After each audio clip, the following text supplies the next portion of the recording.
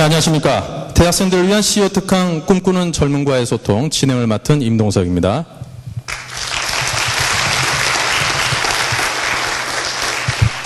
네, 저희 꿈꾸는 젊은과의 소통은 항상 우리나라 국내 굴지의 기업들을 이끌고 계시는 국내 최고의 CEO들을 모시고 앞으로 우리 글로벌 리더로 성장할 우리 대학생들에게 진로에 도움이 되는 많은 경험과 또 정보 그리고 비전을 제시해주는 그런 자리입니다. 아마도 우리 젊은이들에게 상당히 많은 도움이 되는 그런 뜻깊은 자리가 될 거라고 믿습니다.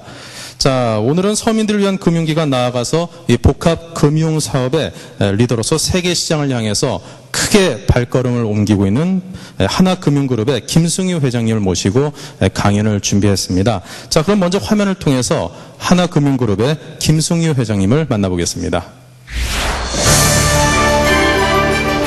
1991년 점포 2개와 직원 350명으로 설립돼 오늘날 국내 4대 금융지주로 성장한 하나금융그룹. 하나지주가 복합금융사업의 리더로 짧은 시간 동안 큰 성장을 이룰 수 있었던 데에는 거시적인 안목을 지닌 하나금융그룹의 김승유 회장이 있어 가능했습니다.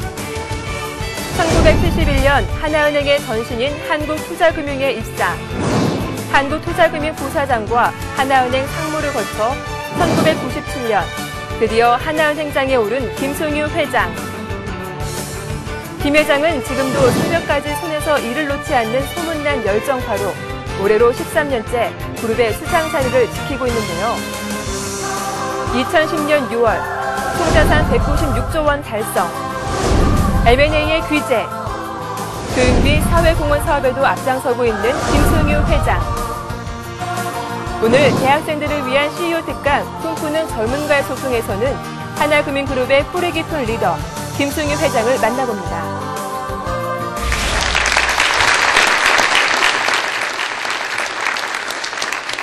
네, 화면을 통해서 김승유 회장님 과연 어떤 분이신지 여러분께서 먼저 만나보셨습니다. 자, 화면에서 보신 것처럼 이 김승유 회장께서는요, 이 중국의 금융시장을 개척을 하면서 무척이나 성공적인 활동을 이어가고 계십니다. 지난 2007년에는 심양시의 명예시민, 그리고 2008년에는 장춘시의 명예시민으로 선정이 되면서 중국에서는 명예시민에 2번 선정되는 국내 최초의 금융인으로 또 자리매김을 하셨습니다. 특히 국내에서는 올 초에요, 서민 금융 지원을 위한 미소 금융 사업을 시작을 해서 현재 전국에 약 63개 지점을 개설하면서 5천여 명의 서민에게 290여억 원을 대출하는 등 괄목할 만한 그런 성과를 이루고 계십니다.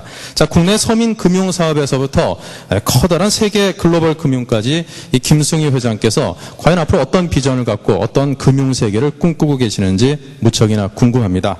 자, 그럼 지금부터 하나금융그룹의 산 역사시죠, 김승유 회장을 모시고 강연을 들어보겠습니다. 큰 박수로 맞아주십시오.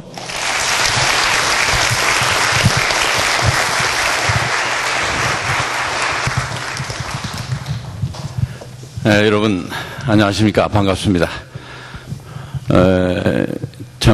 대학생들하고 제가 한 10명 내지 20명하고는 서로 멘토링 프로그램을 통해서 자주 투웨이 커뮤니케이션을 하는 그런 자리는 많이 갔습니다. 그런데 이렇게 다중으로 상대하는 것은 저도 좀 어색하다는 생각이 좀 듭니다.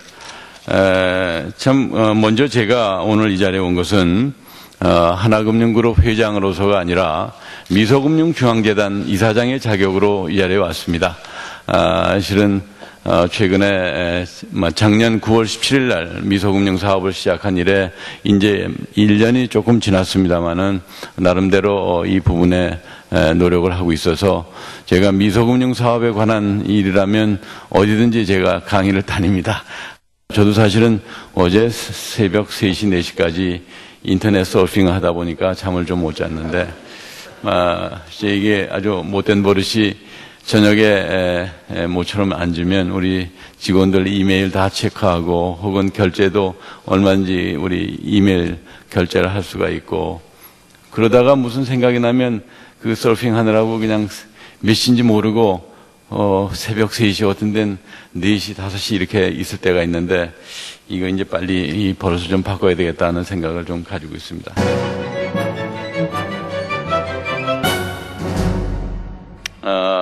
우리 언더 17 FIFA 여자 축구 우승한 감격을 아마 여러분 별로 기대도 안 하시고 그렇게 새벽에 안 보신 분도 있으실지도 모르겠습니다만은 얼마나 이뻐요, 그죠? 저 학생들 화장 안 해도 전 될 것 같아요. 정말 전 우리나라의 FIFA가 주최하는 대회에서 생각지도 못하게 이렇게 우승한 거를 우리가 생각이나 했습니까? 불과 한 350명도 안 되는 선수층이라고 하는데 이 사람들이 가가지고 우승을 했다는 거는 어떻게 보면 기적에 가까운 일이죠. 바로 저는 우리 2002년에 월드컵을 서울에서 개최를 했습니다만 그 후에 우리의 모습을 보면 지난 우리 2월 달에 그 동계올림픽 때 우리 감격적인 장면을 우리가 쭉 봤습니다. 우리의 이런 올림픽 참가한 과거의 쭉 예를 보면 실제로 우리가 대한민국 정부 수립 후에 첫 번째 참가한 게 1948년 런던 올림픽을 저희가 참가했다고 그러는데 그때 인천에서도 배가 없어서 부산까지 기차 타고 가가지고 부산서 배를 타고 한 3주 이상이 걸려서 런던에 내려가지고 그때 올림픽을 한 50명이 참가했다고 그래요. 한 달간 뱃속에 시달리다 가게서 뭐를 했겠어요? 아마 뱃속에서 엿기 같은 거 열심히 들면서 운동 정도 했을 겁니다. 그래서 다행인지 몰라도 우리 김성집 우리 선수촌장 하시던 분이 동메달을 역도에서 하나 땄어요. 그리고 다음 대회가 52년 6.25 전쟁 중이거든요. 어떻게 갔겠어요? 미군들이 도와줘서 헬싱키 올림픽을 그래도 그나마 미군 수송기를 타고 갔답니다. 실제로 우리가 1964년만 하더라도 한국의 퍼캐피타 GDP가 120불밖에 안 됐습니다. 그 당시에 북한의 퍼캐피타 GDP는 한 400불쯤 됐다고 합니다. 우리보다 64년만 해도 앞서가고 있었죠. 그러니까 북한은 이미 동계올림픽에서 1964년에 은메달을 땄죠. 우리는 한참 후인 1992년에 와서 그것도 쇼트랙이 있어가지고 금메달을 처음 따게 되죠. 근데 1992년 우리가 금메달을 처음 땄을 때 북한의 GDP는 600불밖에 안 되고 우리는 6,000불이 됐습니다. 아까 한번 생각해 보세요. 64년에 우리는 120불이고 북한은 400불이었는데 그 32년 후에 94년에 와서 북한은 400불이 600불이 됐고 우리는 120불이 6,000불이 된 거죠. 그리고 그 전후에서 한국의 퍼캐피타 GDP가 북한을 앞지르기 시작합니다. 제가 왜 이런 스포츠 얘기를 드리는가 하면 바로 모든 것을 우리가 집약돼서 얘기할 수 있는 겁니다. 한번 우리가 2002년에 월드컵 게임을 주최하고 1988년에 올림픽 게임을 주최하고 우리 2018년 동계올림픽을 지금 이제 유치하려고 노력을 하고 있죠. 이 세 게임을 다 주최한 나라는 세계에서 5개국에 불과합니다. 불과 5개국만 이 세 게임을 다 주최를 했습니다.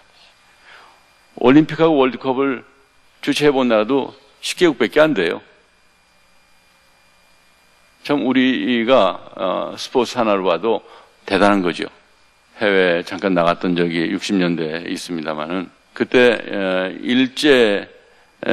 소위 메이드 인 재팬 하면 싸구려인데 값이 싸다. 이런 것으로서 미국 사람들이 머릿속에 가지고 있었습니다. 소위 미제하면 품질도 좋고 좋은 것.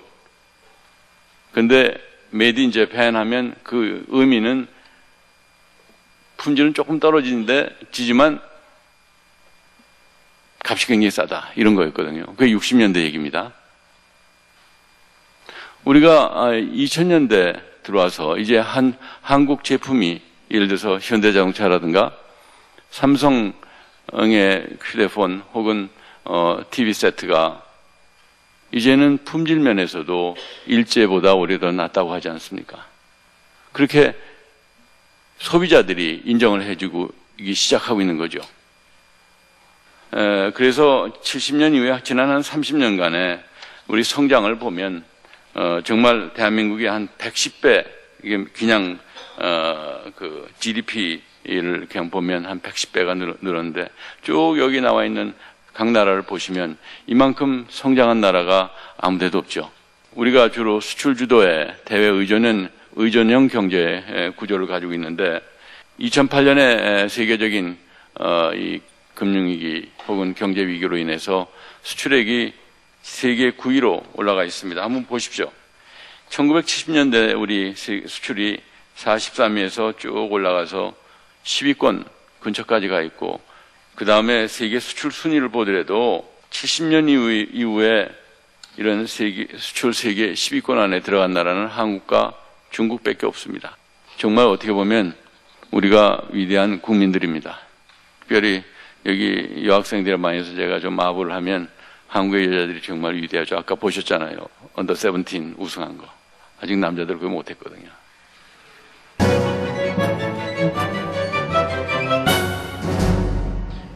특별히 우리가 그 OECD에 들어가 있습니다만은 그 중에 후진국을 원조하는 DAC 그런 컨트리에 24번째로 전부 OECD 컨트리가 29개인데 그 중에 24번째로 한국이 들어가 있어요. 이게 뭔가 하면 국제적으로 이제 우리의 위상이 커진 만큼 우리의 책임도 거기에 걸맞게 따라가지 않으면 안 될 것이다. 마찬가지로 그러한 그 국가라는 것이 결국 국민이 국가 아닙니까? 국민의 수준도 거기에 걸맞게 우리가 달라지지 않으면 안 될 것이라는 생각을 늘 갖습니다. 우리 대외 원조의 GDP에 차지하는 비율이 스웨덴 같은 데는 우리보다 한 8배, 9배 이렇게 큽니다. 그러니까 우리가 GDP의 0.1%를 그 대외 원조에 사용하고 있는데 앞으로 이러한 문제도 점차로 결국 우리의 책임이 무거워진다 이렇게 볼 수가 있습니다. 골만삭스가 2005년에 발표한 게 있어요. 2025년에 가면 그 한국이 퍼캐피타 GDP가 세계에서 한 3번째 된다. 뭐 이렇게 주요국 중에 뭐 이렇게 얘기하는데 전 믿거나 말거나 여하튼 그만큼 우리에 대한 인정이 그런 그 유수의 인베스트먼트 뱅크에서도 하고 있다. 저는 이렇게 생각을 합니다.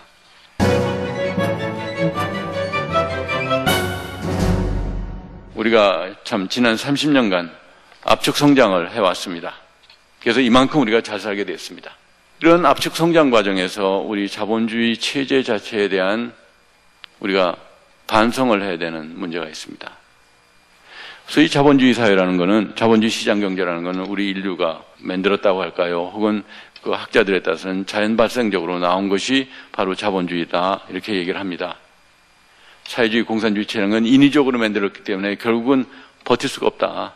결국 무슨 얘기인가 하면 자기 사유재산을 인정을 하고 내 것만 하는 거 아니라 상대방 것까지 같이 해서 교환이라는 더 생산을 더 많이 해서 내가 쓸 것만 생산하는 게 아니라 교환경제, 그게 바로 시장경제죠. 또 분업이라는 걸 통해서 이게 우리의 소위 에피시언시, 효율성을 가장 높였기 때문에 살아남은 거죠. 파일을 굉장히 키울 수가 있다는 거 아닙니까? 이건 누가 뭐라고 그래도 우리 인류가 이러한 그 사유재산 인정을 했기 때문에 인간의 밑바탕에 있는 그런 심리를 이용했기 때문에 이렇게 성장을 하고 다 잘 살게 된 것이죠.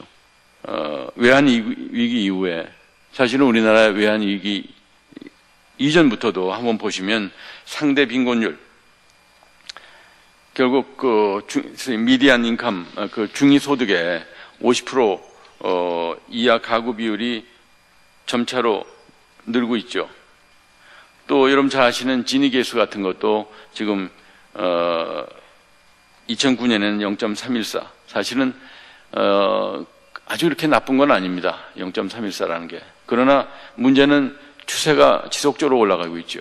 0.4가 넘어가면 여기 저 부총장님 뭐 경제학 전공하신 분 앞에 제가 섣불리 잘못 얘기했다가 혼날 것 같은데 아무튼 지니계수가 0.4가 넘어가면 조금 이게 사회적인 불안의 소지가 있다 이렇게 얘기하는데 중국 같은 데가 벌써 이미 0.4를 넘어서 0.43 뭐 이렇게 됐다고 그래요.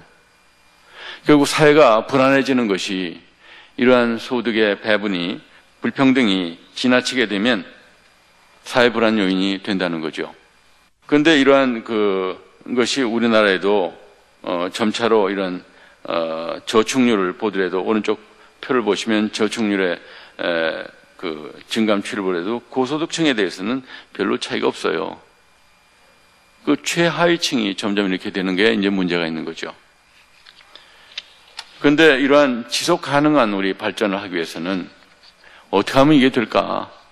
결국은 경제적인, 사회적인 약자에 대한 승자의 배려가 있지 않으면 서로 더불어가는 사회가 어려운 거 아닌가 하는 얘기를 계속 하고 있는 겁니다. 그러니까 여러분 신문에서 보시는 바와 같이 오렌 버핏이나 빌 게이츠 같은 혹은 그 오프라 윈프리 같은 다 모여가지고 우리 유산을 반 이상 우리 사회에 기증하자 이런 운동도 하는 것도 바로 그런 거죠. 특히 소위 재작년에 글로벌 금융자본주의의 문제점이 있다 해가지고 실제로 우리 금융이라는 것이 실물이 가는 반대 방향으로 흐르는 게 돈 주고 실물 받고 돈 주고 서비스 받고 하니까 그런 거로 금융을 우리가 이해했던 것이 그게 아니고 이제는 금융 그 자체로서 투기적인 수요가 워낙 커져서 흔히 피낸셜 엔지니어링 한다든가 혹은 소위 말하는 파생 상품을 통해 가지고 10배, 20배 이상 더 커져 있죠. 이익은 사회화되고 손실은 사회화되는 이런 문제를 우리가 과연 두고 볼 것이냐 하는 얘기가 바로 그 얘기입니다. 그런 뿐만 아니라 정말 우리 하루 생계비가 1달러 미만으로 사는 사람들이 세계에 9억 명이나 된다. 최소한의 이런 의료 혜택도 못 받는 사람들은 더 많다. 과연 우리가 이걸 같이 사는 이 사회에 외면할 수 있겠는가? 어떻게 보면 그 사람들이 우리의 소위 소비자이기도 하고 우리의 고객인데 그걸 그대로 우리에 남길 수가 있겠는가? 결국 우리 공동체주의라는 게 바로 이거는 우리 아리스토텔레스가 얘기하는 공동선의 추구라는 얘기가 있습니다. 그게 다시 요새 서서히 나오고 있죠. 그래서 자본주의가 뭔가 좀 달라져야 될 거 아닌가? 이런 얘기를 하는 것이 바로 우리 빌 게이츠가 얘기하는 창조적 자본주의. 그게 뭔가 하면 바로 지속 경영을 위해서는 시장 참여자라는 거는 고객이 있을 수도 있고 우리의 주주가 있을 수도 있고 그렇습니다. 그런 모든 사람들의 지지를 받지 않으면 지속적인 성장을 할 수가 없다. 그래서 이윤의 극대화도 중요하지만 나눔을 어떻게 할 거냐 하는 것도 제가 여기 나눔을 얘기하는 것은 분배의 논리만을 말씀드리는 게 아닙니다. 그러니까 우리 자본주의 시장 경제의 가장 강점이라는 것은 철저하게 효율성을 통해서 효율성의 극대화를 통해 가지고 생산성을 크게 하는 거거든요. 그런데 그러한 사람들이 그거는 우리가 받아들이고 그 사람들이 패자에 대한 배려를 해야 된다는 뜻이죠. 처음부터 이게 분배가 우선된다는 뜻이 아닙니다. 그 양자를 병행해야 되는 것이 바로 그런 얘기를 하는 겁니다.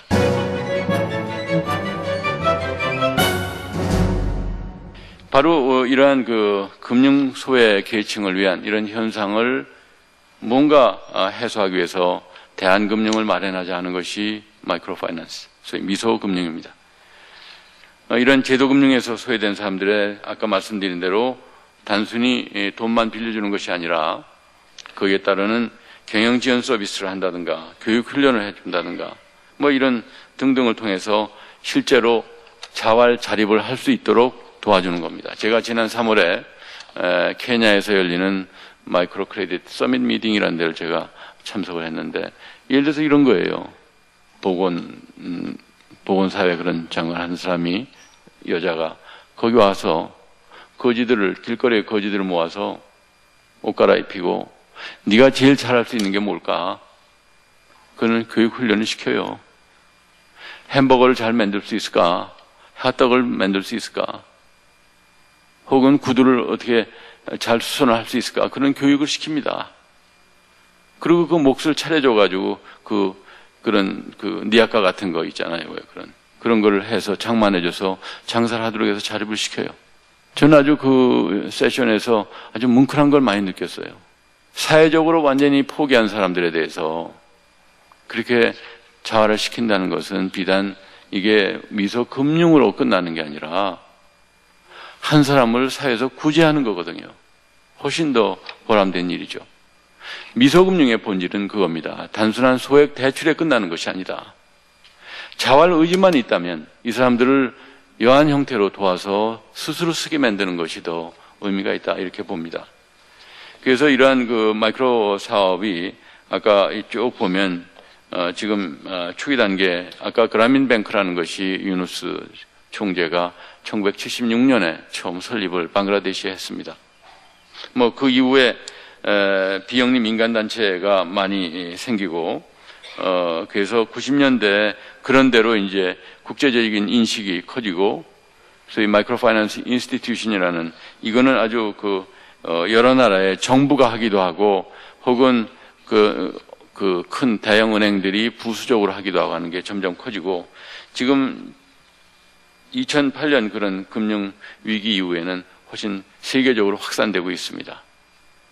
2005년에 유엔이 The Year of Microfinance라는 걸 선언하고 나서 관심이 훨씬 더 커졌죠. 그리고 2006년에 노벨 평화상도 주고 우리 서울 평화상을 아마 2007년에 우리가 유누스 총재를 한국에서 줬을 거예요. 저희도 2000년 이후에 한 30여 개가 하고 있었습니다. 이게 뭐 예를 들어서 사회연대은행이라든가 혹은 신나는 조합 혹은 아름다운 재단 이런 등등에서 이런 마이크로 파이낸스를 하고 있었습니다. 실은 저도 제가 아름다운 재단 창립할 때 한 10년 꼭 10년 전에 창립하긴 중에 한 명입니다. 그래서 이런 마이크로 파이낸스를 몇 년 전부터 좀 시작을 했었는데 사실은 그게 수요는 많은데 그 지원 규모가 워낙 적을 뿐만 아니라 지점망도 적고 해서 접근하기가 어려웠습니다. 이런 전달 체계가 거의 없어서 그게 실효적으로 운영하기가 힘들었는데 다행히 작년 9월 17일 날 미소금융재단이라는 걸 공식적으로 발족을 하고 휘면예금과 6대 기업 혹은 5대 은행들이 출연한 자금을 가지고 이제 시작을 사실상은 금년 1월부터 시작했다고 볼 수가 있습니다. 현재 앞으로 현재 85개의 지연망을 저희가 가지고 있는데 연말이 되면 한 107개, 8개 되지 않나 이렇게 예상을 하고 2, 3년 내로 한 2, 300개의 이런 지점망을 갖추게 되리라고 봅니다. 자금도 저는 앞으로 10년간 여기 뭐 2조로 되어 있습니다만 2조 5천억 내지 2조 7천억 사이는 저희가 조달이 가능하지 않을까. 근데 그만 가지고는 충분히 되지는 않죠. 그래서 저희는 이걸 좀 더 적극적으로 추진하기 위해서 이 희망봉사단 아까 말씀드린 대로 돈만 빌려주고 끝나는 게 아니라 예를 들어서 여러분 시장을 가보시면 아시지만 그 할머니들 아주머니들이 좌판을 놓고 장사를 하는데 그분들 어디 밥 먹으러 가지도 못하고 그 앉은 자리에서 식사하시는 거 아마 봤을 겁니다. 그 좌판 깔아놓고 그거 접고 가지도 못하고 그러니까 화장실 가도 잠깐 옆 사람한테 이거 좀 봐줘 그러고 잠깐 가시고 그런 분들이거든요. 근데 그런 사람들한테 일일이 다니려니 금융이라는 게 한꺼번에 뭐 1억, 2억 꽂아야 뭔가 이게 이 관리비가 나올 텐데 그런 사람들한테 100만 원, 200만 원 꽂주고 일일이 다니면서 거들어 다니고 하려면 도저히 감당할 수가 없죠. 그러니까 그런데 자원봉사단이 필요하고 그 사람들이 뭐가 필요한지 하는 것도 쫓아다니면서 알아야 뭔가 구체적으로 도와드릴 수가 있고 그러면서 저희가 자원봉사단도 지난 6월 말에 발족을 하고 또 몇 개 대학에 이런 마이크로 파이낸스에 관한 교과 과목도 개설을 하고 학생들에 대해서 인식을 좀 달리하고 앞으로 이런 데 좀 참여하도록 유도하는 그런 노력을 하려고 합니다. 방글라데시의 그런 영양 부족한 애들을 위해서 불란서의 다농이라고 하는 왜 요구르트 만드는 회사 있죠. 거기하고 합작을 해서 그런 가축 젖소 같은 거 키우는 사람도 마이크로 파이낸스 키우게 하고 그 생산한 거를 다시 디스트리뷰션하는 이게 배급하는 그런 것까지 일관된 걸 해요. 그럼 거기에 다 고용이 또 되는 거죠. 그걸 방글라데시에 50군데를 지금 만들고 있어요. 지금 현재 한 10군데 좀 만들었는데 50군데까지 계속 합작을 하겠다 그래요. 그게 뭐 소위 말하는 소셜 엔터프라이즈 혹은 소셜 비즈니스 하는 게 바로 그런 겁니다. 아직까지 저희는 거기까지 생각을 못 합니다만은 거기까지 가지 않을까 하는 생각을 하고 있습니다. 이게 후진국에만 있는 게 아니라 사실은 선진국에도 이걸 많이 하고 있습니다. 사실은 그런 데일수록 아까 진위계수 얘기했지만 한국의 진위계수가 계속 올라가고 있어서 문제다 이런 말씀 드렸지만 사실 그런 선진국의 진위계수는 더 크거든요. 소득에 대한 진위계수 같은 거 있지만 자산에 대한 계수를 보면 거기는 격차가 더 커지죠. 오래되면 오래될수록 소위 자산가들의 축적이 되니까. 그게 선진국에서 더 많거든요. 그래서 그런 역할을 하는 것 같습니다. 요전에 제가 그래서 사실은 뉴욕에 갔다가 그라민 아메리카라는 데를 잠깐 가서 얘기도 나누고 다녀왔습니다. 마찬가지로 해외 불란서나 영국이나 이런 서유럽에 이런 걸 많이 하고 있는 것 같습니다. 앞으로 저희가 이걸 어떻게 하면 좀 더 지속적으로 발전시키고 정착을 시킬 수 있을 건가 하는 것이 저희의 과제입니다. 기본적으로 이러한 서민금융 공급 계층 구조가 제대로 돼야 되겠다. 서민금융을 다루는 예를 들어서 크레딧 협동조합, 신용협동조합, 혹은 새마을금고, 상호저축은행, 이런 등등이 제 역할을 하도록 가야 될 것이다. 또 그 밑에 미소금융이 차지하고 그 밑으로 가면 그건 우리 사회복지 차원에서 정부가 책임져야죠. 그런 계층구조가 전 필요하다고 봅니다. 그러니까 최하단에는 정부의 복지 시스템이 있는 것이고 그 다음에 우리 미소금융이 있고 그 위에 가면 그런 서민 금융기관들이 있고 그 위에 이제 다른 은행이다 뭐가 있는 거죠. 그렇다고 해서 은행들은 아무것도 안 하느냐? HSBC나 시티뱅크 같은 데는 별도의 자기 도네이션 해가지고 떼어내서 하고 있죠. 그러니까 우리 은행들이 몇천억을 따로 떼어서 하듯이 그런 식으로 하는 거죠. 자기 본업은 충실하게 해야지 이게 섞여서는 안 되는 거죠. 그런 게 앞으로 역할 분담이 철저히 돼야 되겠다 하는 생각을 합니다. 그리고 저희도 이런 재정 자립도가 지속적으로 하려면 아직은 저희가 금년 내년은 괜찮습니다만은 지속적으로 되려면 이게 좀 더 자원 마련이 좀 돼야 되겠다. 예를 들어서 현재 휴면예금이라는 게 5년 이상 움직이지 않는 예금입니다. 그런 예금이 저희한테 출연 형태로 오고 있는데 외국 같으면 법률적으로 자동적으로 오게 돼 있는 나라가 많이 있습니다. 미국도 마찬가지고 캐나다도 그렇고 영국도 그렇고. 그건 휴면예금, 소위 노만드 어카운트 액트라는 게 있어 자동적으로 넘어오고 심지어 미국 같은 데는 복권이라든가 혹은 백화점 상품권이라든가 찾아가지 않는 것들 있죠. 아무도 안 찾아가는 게 그 사람 게 아니다 하는 거죠. 그건 사회적인 공익을 위해서 쓰여야 된다. 이렇게 얘기하는 거죠. 그런 등등이 돼야 될 거 아닌가 하는 생각을 하고 있습니다. 또 저희도 점차로 제 생각에는 우리도 이런 도네이션을 내년쯤은 받기 위한 구체적인 노력을 좀 더 해야 되는 게 아닐까 하는 생각을 가지고 있습니다. 동시에 저희가 이게 어디 공돈 얻는 것이다. 이런 도덕적 해이 현상 먹고 뛰어먹어도 된다. 이렇게 돼서는 안 되거든요. 소위 신용사회를 우리가 정립시키고 그 사람들이 한 단계 위로 올려서 그런 기관에 수혜를 받을 수 있도록 만들어주는 것도 저희가 해야 될 일이라고 저는 생각을 합니다. 그래서 이런 전문 인력도 저희가 확충을 해서 그런 사람들한테 어드바이스도 하고 이런 게 굉장히 중요한 게 아닌가. 아까 봉사단 얘기를 드렸습니다만 그래서 이런 봉사단에 현재 한 1,500명이 가입을 하셨어요. 여기 계신 분도 좀 가입을 해 주시기를 부탁드립니다. 저희가 금전적으로 보상이 없습니다. 결국은 그걸 통해서 스스로 기쁨을 느끼는 게 보상이 아닐까 저는 그런 생각을 합니다. 앞으로 이러한 이 봉사단을 좀 더 전국적으로 저희가 좀 조직을 하고 또 활동 범위도 정하고 거기에 따른 교육 훈련도 하고 하는 노력을 계속 하도록 하겠습니다. 저희가 이런 교육 훈련 계획을 따로 만들고 있습니다.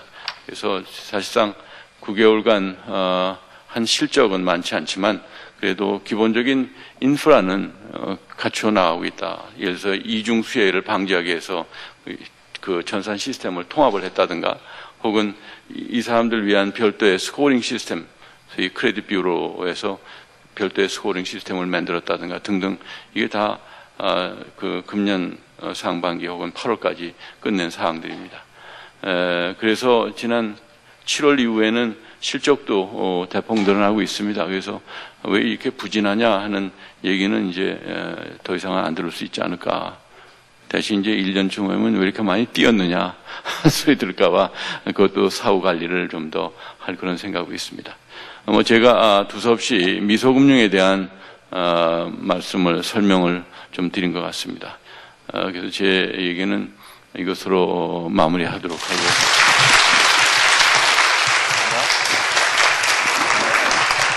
자, 지금까지 김승희 회장님의 강연을 들어봤는데요. 자, 그럼 가운데로 회장님을 모시고요. 자, 우리 학생 여러분들께서 좀 궁금하신 점들 상당히 많을 것 같습니다. 그에 대한 질의응답을 좀 하는 시간을 갖도록 하겠습니다. 가운데로 좀 모시겠습니다.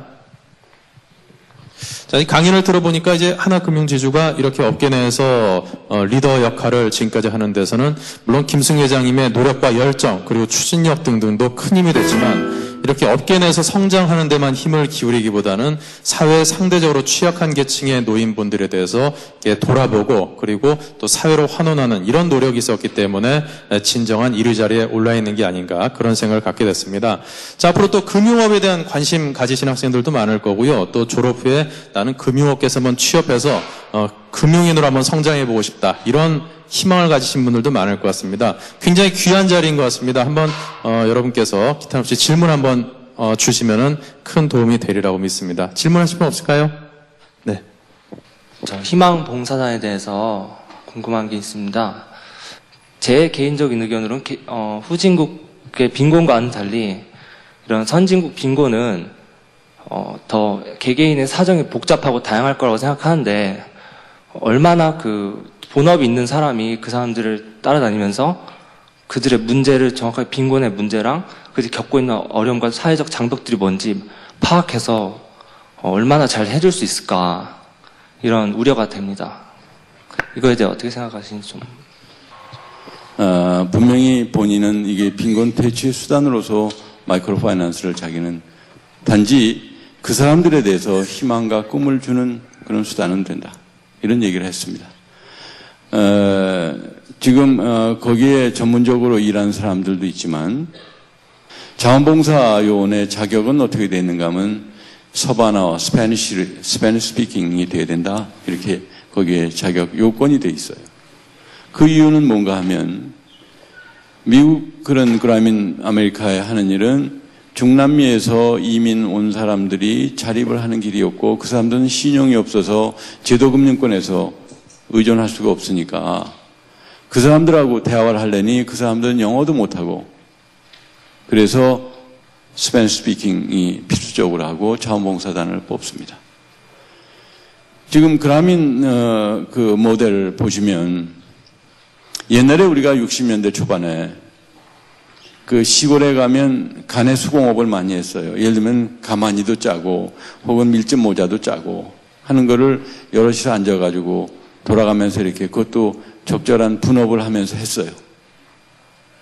바로 그라민이 방글라데시에서 한 것이 거기 있는 사람들끼리 5명씩 짜가지고 와라. 조를 짜가지고 오면 한 건에 줄게. 이런 겁니다. 그래서 소위 말하는 우리 오가 작통법식이에요. 5명이 그룹을 짜가지고 오면 먼저 그 중에 자기들이 정한 사람 2사람한테 먼저 대출을 해줍니다. 그리고 2사람이 거기는 거치기간이 없어요. 쭉 갚아서 6개월 지나서 제대로 원리금을 갚으면 나머지 2사람한테 또 해줘요. 그 4사람이 연말까지 다시 제대로 하면 나머지 1사람한테 해요. 이 5사람이 연대보증은 아닙니다. 서로 연대보증이 되어 있는 건 아니에요. 일종의 그룹 대출 비슷한데 연대보증은 안 되어 있지만 사실상 서로 감시체계가 되어 있는 거죠. 그게 그라민 모델입니다. 그리고 그 사람들이 그 일일이 방문도 하지만 같이 모여서 여러 가지 교육 훈련 프로그램을 해요. 지금 그라민 아메리카 보면 매주 소위 타운 미팅 비슷하게 한 번씩 모여서 그 얘기를 하고 서로 그동안에 뭐가 일주일 지내보니까 뭐가 어렵더라 하는 걸 의견을 교환하고 서로 지혜를 나눕니다. 그 자리에 와서 주말에 보통 하는데 그러면 이런 그 전문적인 지식을 가진 사람들이 그 자리에 같이 와가지고 그 사람들이 해답을 못하면 그래서 전문가가 와서 그런 아이디어를 줍니다. 다른 얘기입니다만은 아름다운 재단에 공감 변호사 모임이 있어요. 그 사람들 검사도 하고 판사도 하고 고시 다 붙은 사람들이에요. 그 사람들 그 자리를 그만두고 나와서 어려운 사람들을 위한 법률 구조 활동을 하고 있는데 얼마 주는지 아십니까? 월 250만 원 줘요. 연 3천만 원밖에 안 줘요. 그 사람 딴 데 가면 한 달에 3천만 원 벌 수 있는 사람들이에요. 그러니까 기본적으로 이런 사회봉사 하겠다는 자세가 깔려 있어야만 이게 되지, 이걸 직업으로 봐가지고 한다면 저는 거기에 또 문제가 있다고 생각해요. 이 금융이라는 것이 어떤 생각을 가지고 금융을 하냐에 따라서 나중에 대선이라는 게 상당히 나기 때문에 물론 거기에 대한 기본적인 교육은 저희가 시킵니다. 기본적인 그런 자질을 가진 분들의 같은 모임을 우리가 갖지 않은 게 더 큰 출발선상에 있지 않나 하는 생각이 듭니다. 인생에서 실패가 있었는지, 그리고 그 실패를 딛고 일어날 수 있는 계기를 마련해준 책이 있었는지, 그리고 그때 상황을 좀 알려주셨으면 감사하겠습니다. 어렵네요, 정말. 제가 운이 좋았어요. 정말 저는 제가 저 자신 생각해도 굉장히 운이 좋게 지금까지 평탄하게 잘 지낸 것 같습니다. 그러나 사람이 살다 보면 다 어려움을 겪게 되죠. 근데 저는 큰 어려움 없이 그래도 지금까지 좋은 분들 만나서 도움을 받고 지금까지 살아왔습니다. 그러나 이제 어려움이 있을 때마다 저 생각엔 늘 모든 걸 긍정적으로 생각을 합니다. 제가 우리 직원들한테 늘 하는 소리가 있습니다. 이건 꼭 된다. 내가 하니까 된다. 이런 생각을 가지라고 그래요. 이게 될까 하고 시작해가지고는 세상이라는 게 안 될 수 있는 것도 많은데, 될까 하고, 이게 될까 하고 자기 스스로에 대한 자기 확신이 없이 시작하면 이건 안 될 확률이 더 많다. 그래서 제가 자기 최면 걸어라. 어떤 일을 할 때는 철저하게 따지되 일단 계산한 다음에는 자기 최면을 걸어라. 남이 하면 안 되지만 내가 하면 된다는 그런 생각을 하라고 맨날 얘기합니다. 어떻게 보면 오만한 자세일지도 모르는데 그거와는 좀 다르다고 이렇게 생각을 합니다. 그래서 어차피 세상 일이라는 게 어떻게 자기 마음 먹은 대로 되겠어요. 그래서 저는 아까 무슨 책을 읽었느냐, 글쎄요, 전 개인적인 거는 여러 가지 교훈을 공개하긴 뭐해도 교훈을 많이 받은 계기가 있습니다만은 결국 세상이라는 게 그렇지 않아요. 어차피 지나고 나면 그 어려움이라는 것이 좋은 추억으로 남거든요. 그러니까 그때 상황에서 너무 좌절해서야 스스로 지는 거죠. 제가 저도 아르바이트를 좀 해봤어요. 해봤는데 국내에서는 별로 안 해보고 해외 나갔을 때 참 별일을 다 해봤습니다. 이건 좀 얘기하기 좀 그런데 예를 들어서 주유소 가서 펌프보이, 혹은 식당 가서 버스보이, 혹은 빌딩 청소하는 제니터, 이런 거 다 해보죠. 처음에 제가 해봤을 때, 그것도 랭킹이 있거든요. 그런 데 가보면, 고참들은 좀 편한 데 가서 청소하고, 신참은 화장실 청소시키거든요.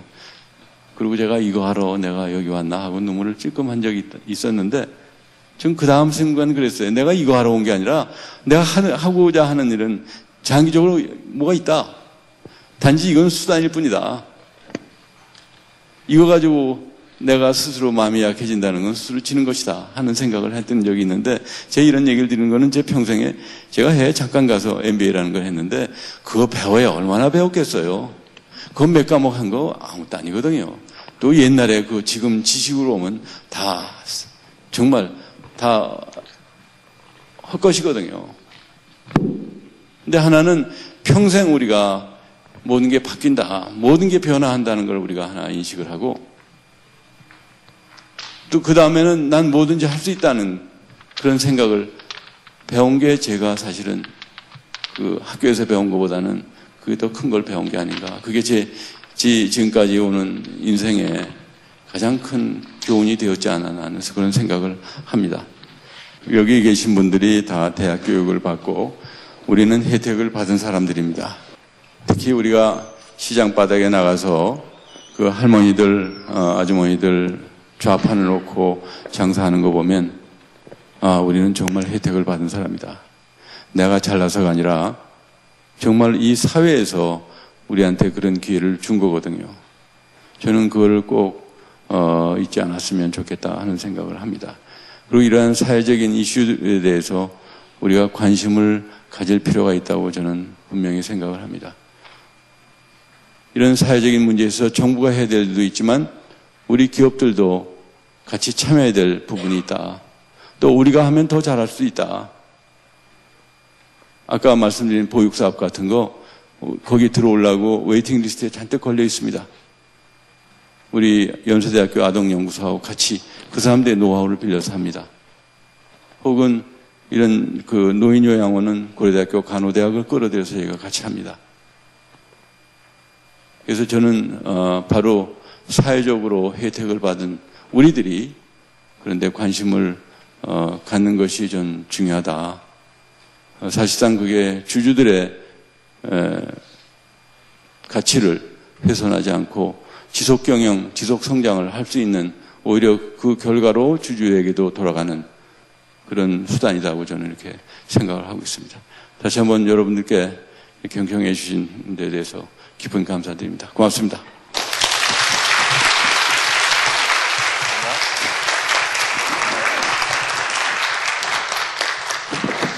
네, 여러분 어떻게 잘 들으셨습니까? 예, 대학생들을 위한 CEO 특강 꿈꾸는 젊은과의 소통. 오늘은 하나금융그룹을 이끌고 계시는 김승희 회장님과 함께 뜻깊은 시간 함께 해봤습니다. 저희는 또 다음 시간에 여러분을 위해서 또 다른 국내 최고의 CEO분을 모시고 찾아뵙겠습니다. 오늘 여기서 인사드립니다. 고맙습니다.